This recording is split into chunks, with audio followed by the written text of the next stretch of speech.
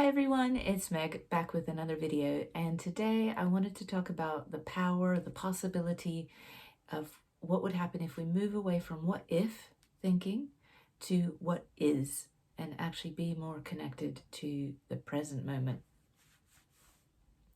I see this a lot with people who are considering making a change. I'd say it's a very typical human behavior to be worried and thinking about, well, what if this happens? What if I make this change and it doesn't turn out as well as I wanted to?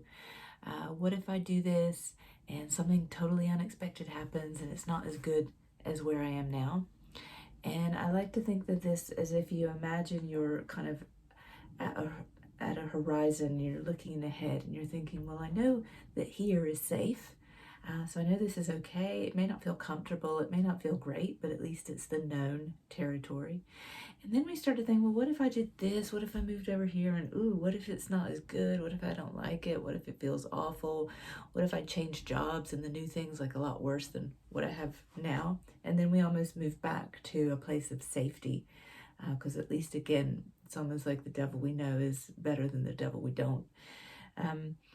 And that's just, I think, the way the brain is always essentially trying to remain safe. You know, that's what the brain's job is, to keep us alive and to keep us safe.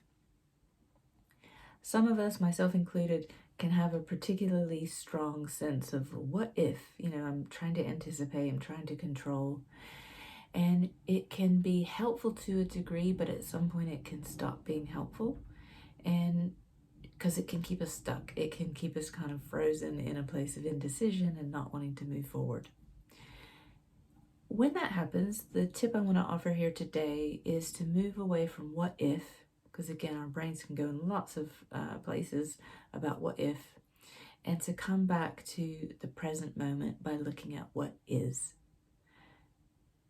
It's a very little small shift in a word, what if to what is. But the benefits of doing that will potentially allow you to be more present. So you're getting into what is here now. Oh, okay. Right now, I could put my own hand on my own heart. I can hear my own breath. I can tune into my senses. I can think about what are the things I can hear. Maybe listening out for the noises that you can hear. Thinking about what you can touch. Oh, I can touch the desk in front of me. I can touch my own skin. I can touch my own hair. So sort of tapping into the senses.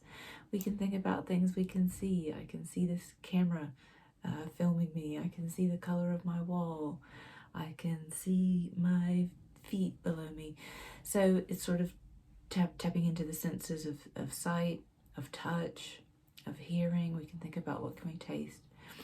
And by doing that, we can allow ourselves to be connected to the present moment, even just for 30 seconds or so. And hopefully that can calm down the way in which your brain is sort of trying to be ahead of things, 2-3 steps ahead, and to take you back to this present moment, which is, again, for many of us, actually all that we have in terms of a guarantee is this present moment. So if next time you find yourself thinking about a change you might want to make, what if I do this and it goes wrong? What if I do this and it goes wrong? What if I do this and it doesn't go as I expect? Just see if you can try to come back to the present moment and notice what is. Planning is often sometimes helpful, of course. You don't want to generally go out and make a big change without any plan.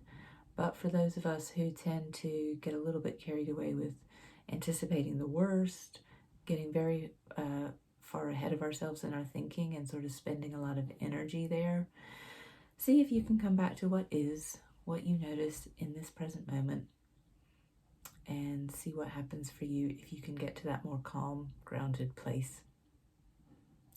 If this is helpful, if you know someone who could benefit from this, please share that with them. If any of these tips help you to stay more grounded and emotionally regulated, I'd love to know. So drop me a note, and I will see you next time. And in the meantime, enjoy what is. Bye for now.